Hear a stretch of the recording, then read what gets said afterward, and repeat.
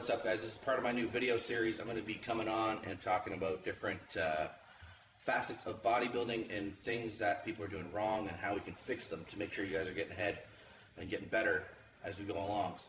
So I think the definition of training to failure needs to be explained. And when you're hurt, when you're hurting, when your legs hurt and you feel like you're done, that's not failure. That's a little bit of pain in your quads when you're training. That's a good feeling. That's not failure. Failure is 10 reps past that. So if I see you do 8 plates and you look like you crushed it, and I know you have another 5 reps in you at least, that's not failure. You stopped at 8 reps because you think that's good enough, or it hurts, or I don't think I have any more of me.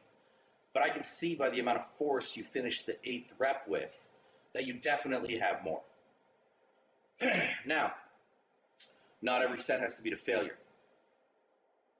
Your sets are going to be set up in a way that you have some working warm-ups, which is what I call them working warm-ups. So if I'm doing a leg press, I might start with 4 plates or 6 plates. Those are just to get my muscle used to the movement. That's a working warm-up. Then you're going to move into a working set. So if my max on a leg press, I know I top out at like 12 plates or 14 plates for 15 or 20, that's my ultimate failure. Then my working sets are going to be somewhere around 8 to 10 plates. Those are working sets. Those aren't failure sets. When I get to 12 plates and I barely get to 15 to 20, if my goal in my mind is 15 reps or 20 reps, if I barely get there, I'm dying to get there, I get to 14 reps and I can barely get the 15th rep, that's failure. Not, I reached failure, I'm in pain, I think I should stop. Failure means you can't get another rep.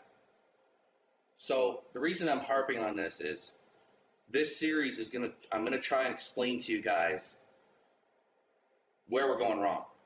Everybody wants to point to drugs. Well, maybe my drugs are set up wrong. Maybe my food is set up wrong. Nobody ever says, maybe my training sucks. Maybe I'm not pushing myself hard enough in the gym. Your diet can be perfect. You can take the best supplements, you can have the best stack. If your training sucks, it's not gonna matter. People always ask me, is nutrition more important or is food more important? What's more important? Is training the most important? What's the most important part of bodybuilding? It's a puzzle. It's not one is more important than the other.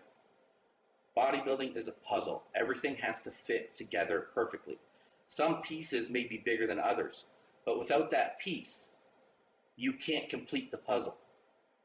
So if you got the piece for nutrition, you got the piece for supplements, you get the piece for everything all set up, but your training piece sucks, it's not fitting, your puzzle's not going to be complete. So this is what I'm trying to express to you guys. Make sure when you're training, when you're talking about failure, when you're talking about working sets, when you're talking about working warm-ups, you know what these things are.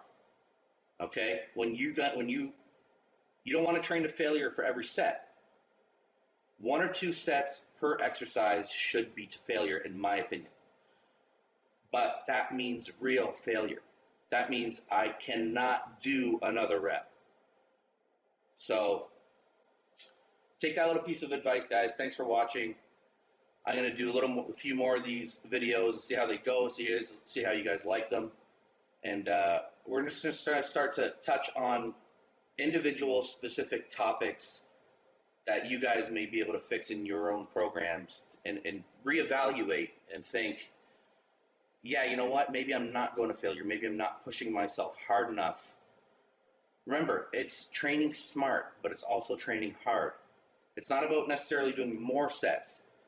It's about getting the most out of the sets you're doing. So if you have, I'm not saying do more sets. So if you have 5 sets or 4 sets listed for leg press, get the most out of them. Set number 1, working warm-up. Set number 2, working set. Set number 3, working set times a little bit. Set number 4, ultimate failure. That's it, 4 sets. Don't go in the gym and think, my 4 sets didn't do enough, I gotta do 8. You don't necessarily have to do 8. You'd have to get more out of the sets you're doing. So failure is ultimate failure, guys. Okay, so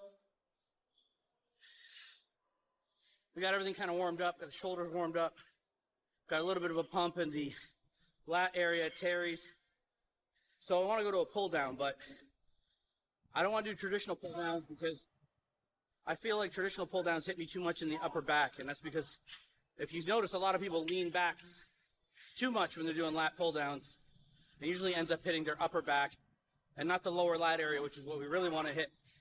So what I've done is kind of created this little contraption where I put a bench here, and we're going to do a reverse incline. And what this is going to do is, see, as I'm pulling this way, what it's going to do is it's going to keep me leaning forward.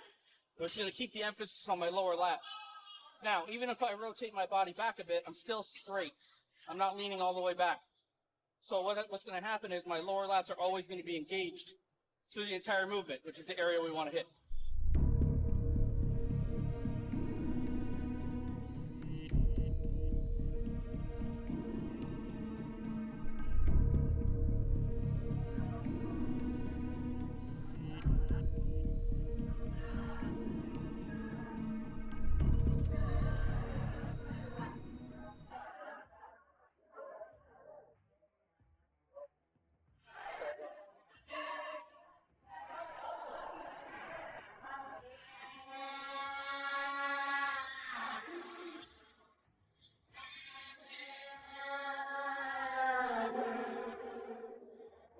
One more thing you guys are going to notice if you try this.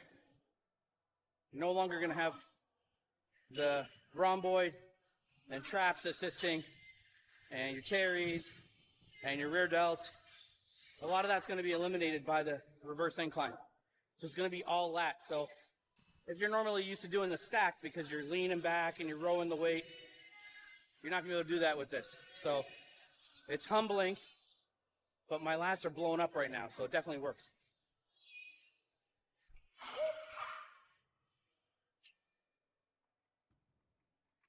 Okay, one thing is very important when training back, and this applies to every single back exercise. Your hands are only hooks. When you're training back, I want you to imagine that this point on your back of your arm or your elbow is the point that's pulling. Whether you're pulling down, whether you're rowing with a bar, whether you're pulling a dumbbell, it doesn't matter. You're not pulling with your hand because you're going to get a lot of forearm and bicep that way. Pull with your elbows. Imagine these are just hooks and you're pulling with the elbow. That'll activate your back a lot more.